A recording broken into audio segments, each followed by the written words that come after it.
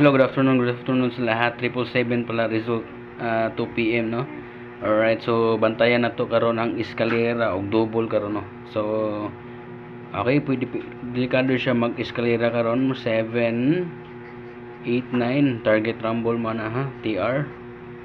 Alright, or kuan ni siya 6 okay 7 8 basta eskalera lang ta, or 4 5 3.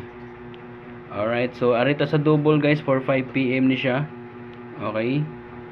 Okay. So sayang karon panigawa sa atong 777 gihatag nato no. Okay, so sa double nasa tay double. Okay, so pwede siya mag kuan 7 7 9 og 8 8 7. So mao na siya no ato ang 5 PM draw. So good luck no, and sana manalo po kayo at swertehen. So please like and share. Maraming salamat po.